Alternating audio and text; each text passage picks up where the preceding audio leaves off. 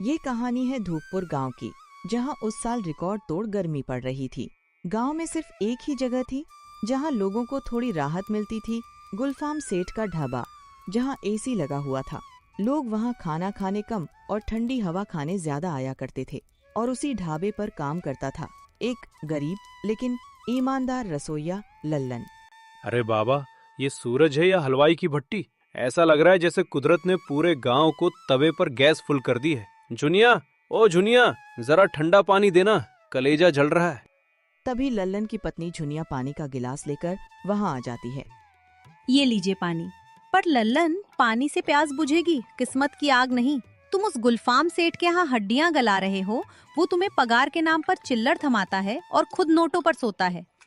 क्या करे पगली, उस ढाबे में एसी लगा है। लोग स्वाद के लिए नहीं, अपनी खाल खाली करने वहां जाते हैं। उस ठंडी हवा के आगे मेरा हुनर हार जाता है। हुनर नहीं हारता, तुम्हारा हिम्मत हार रही है। गांव वाले मटन की तरियुंगू से चाटते हैं क्योंकि वो तुमने बनाई होती है। उस एसी में वो बात कहाँ जो तुम्हारे मसालों की खुशबू में है। पर इस 45 डिग्री की गर्मी में बिना एसी के मेरे पास आएगा कौन? मेरे पास तो घर में ढंग का पंखा तक नहीं, ढाबा क्या खाक खोलेगा। हिम्मत से तो किस्मत बनती है। कब तक उस सेठ हरतिस की गालियां खाओगे? अपना रास्ता खुद बनाओ ललन, तुम्हारे हाथों में जादू है। लल्लन गहरी सोच में डूब जाता है। अगले दिन गुलफाम सेठ अपने ढाबे पर एसी की ठंडी हवा में चारपाई पर आराम से बैठा होता है, जबकि पास में लल्लन भट्टी की तेज आग और गर्मी में पसीने से तर होकर मटन बना रहा होता है। ओए लल्लन, हाथ चला रहा है या मेहंदी लगा रहा है? मटन की खुशबू बाहर तक नहीं जा रही। क्या सारा मसाला घर ले जाने के लिए बचा रहा है? सेठ जी, इतनी गर्मी है कि मटन में नमक डालने की जरूरत नहीं पड़ रही, पसीना ही काफी है। जरा उस एसी का रुख मेरी तरफ भी कर दीजिए, दम घुट रहा है। बड़ी लंबी जुबान हो गई है तेरी। एसी की हवा खाने के लिए क्या तेरे खानदान ने कभी बिल भरा है? ये ठंडी हवा ग्राहकों के लिए है, तेरे जैसे मजदूरों के लिए नहीं। मालिक, इंसान तो मैं भी हूँ, बस 5 मिनट के लिए। चुप, तू मजदूर है और मजदूर का काम पसीना बहाना है, हवा खाना नहीं। जा जल्दी 10 प्लेट तैयार कर, वरना आज की पगार भूल जा। लल्लन बेबसी में फिर से मटन बनाने लगता है। सुबह से शाम हो जाती है। गुलफाम सेठ एसी की ठंडी हवा में कुर्सी पर बैठा पैसे गिन रहा होता है, जबकि पास में लल्लन पसीने से भीगा थका हारा खड़ा होता है। सेठ जी, 2 महीने की बकाया पगार दे दीजिए, कल बिटिया का जन्मदिन है, घर में राशन का दाना तक नहीं है। पगार? अरे दिन भर जो मेरे एसी की ठंडी हवा खाता है उसका किराया कौन देगा? ये पकड़ 100 रुपए, और बाकी तब मिलेंगे जब सूरज पश्चिम से निकलेगा। मालिक, ये तो अन्याय है। मेरी पसीने की कमाई मत मारिए, मैं कहाँ जाऊंगा? कहीं भी जा, कल से यहाँ आने की जरूरत नहीं। अपनी मटन की कढ़ाई उठा और चौराहे पर बैठ जा।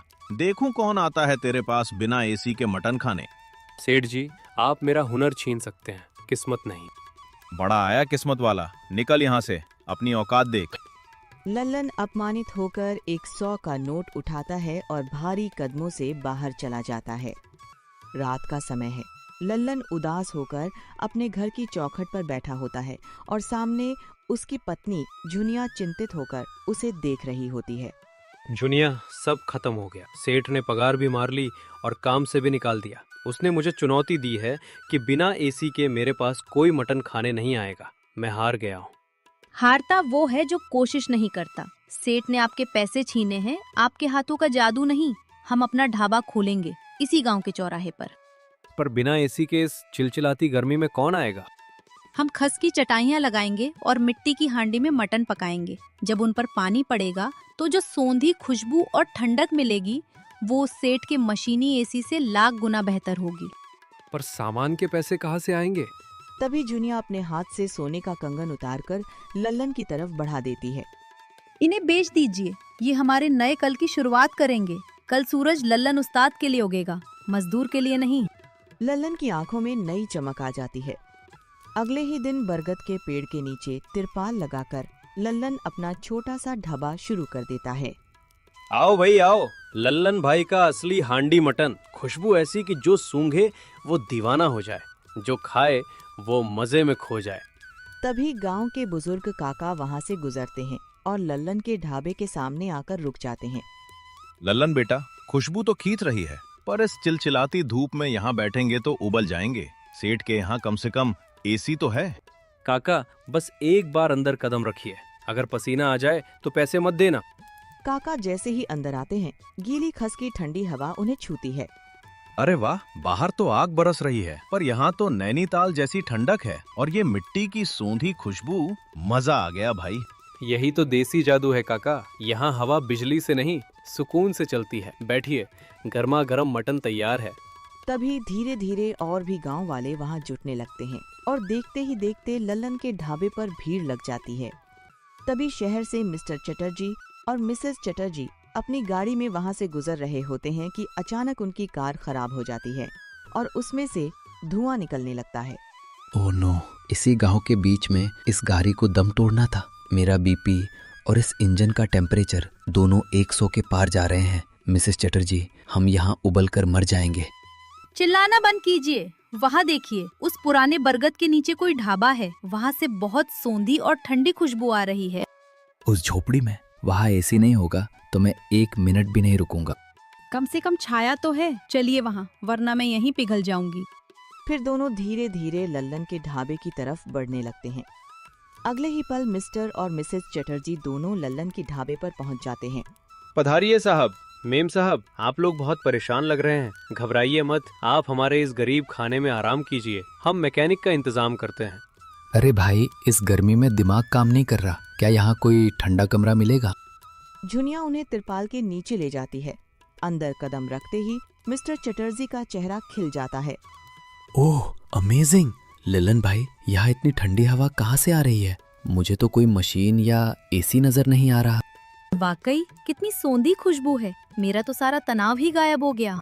साहब, ये इन खस की चटाइयों और पानी का मेल है। ये हमारे गांव का कुदरती एसी है जो बिना बिजली के चलता है। शानदार! ललन भाई, तुमने तो कमाल कर दिया। अब जल्दी से कुछ खिलाओ, इस ठंडक ने तो मेरी भूख और बढ़ा दी है। बस 2 मिनट साहब, हांडी मटन तैयार है।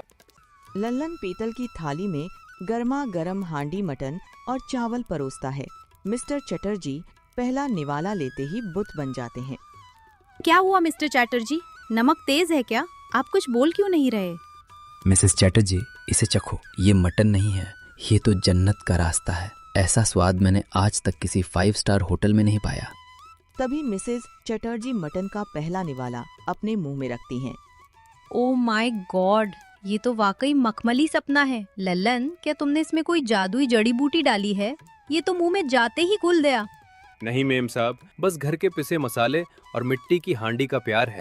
भाई लल्लन, तुम्हारे हाथ में तो जादू है। मेरा बीपी तो छोड़ो, इस मटन को खाकर तो मेरा सारा तनाव ही खत्म हो गया। 1 प्लेट और लाओ। खाना खाने के बाद मिस्टर चटर्जी बेहद खुश हो जाते हैं। ललन भाई, मेरा नाम RK चटर्जी है। मैं शहर के बड़े होटल्स का मालिक हूँ। मैं कब से एक ऐसे उस्ताद की तलाश में था जिसके हाथों में इस मिट्टी की असली खुशबू हो। साहब, मैं तो बस एक मामूली रसोइया हूँ। नहीं लल्लन, तुम जादूगर हो। मुझे पता चला कि उस पुराने ढाबे वाले ने तुम्हें निकाल दिया। अब मैं इसी बरगद के नीचे तुम्हारे लिए इस इलाके का सबसे बड़ा विलेज थीम ढाबा बनवाऊंगा। पैसा मेरा होगा और हुनर तुम्हारा। हम दोनों पार्टनर होंगे। पार्टनर? साहब, क्या हम कोई सपना देख रहे हैं? नहीं जुनिया जी, ये हकीकत है। कल से पूरी दुनिया लल्लन उस्ताद के हाथ का मटन खाने यहाँ लाइन लगाएगी। तैयार हो जाओ। लल्लन और झुनिया की आंखों में खुशी के आंसू आ जाते हैं और वे हाथ जोड़कर साहब का शुक्रिया करते हैं। कुछ महीने बीत चुके थे। अब लल्लन का अपना एक बहुत बड़ा और शानदार ढाबा बन चुका था, जहां ग्राहकों की भारी भीड़ उमड़ रही थी। वहीं दूसरी तरफ दूर अपने सूने पड़े ढाबे से गुलफाम सेठ ये सब बेबसी से खड़ा देख रहा था, क्योंकि अब उसके ढाबे पर कोई भी नहीं आता था। ये क्या तिलिस्म है? कल तक जो मेरी जूठन साफ करने लायक नहीं था, आज उसके दरवाजे पर शहर के बड़े बड़े नवाब खड़े हैं। मेरे पास असली बिजली वाला एसी है, फिर भी लोग इस झोपड़ी को हवेली बनाने वाले के पीछे क्यों भाग रहे हैं? आखिरकार गुलफाम सेठ अपनी हिम्मत जुटाकर धीरे धीरे लल्लन के पास आ जाता है। ओ लल्लन उस्ताद, पहचानते हो अपने पुराने मालिक को? लगता है कोई बड़ा खजाना हाथ लग गया है जो रातों रात किस्मत बदल गई। राम राम सेठ जी।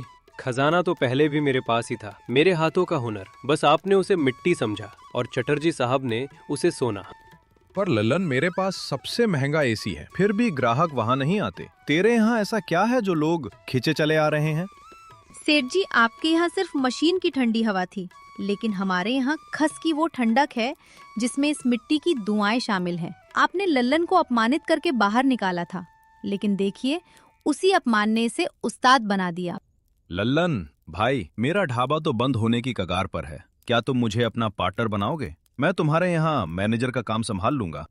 सेठ जी, आपने ही तो कहा था कि बाजार में बहुत रसोइये घूम रहे हैं। अब मैं भी वही कहूंगा, बाजार में मैनेजरों की कमी नहीं है। मैंने तो अपनी मटन की कढ़ाई चौराहे पर रख दी थी। अब आप भी अपनी किस्मत कहीं और आजमाइए।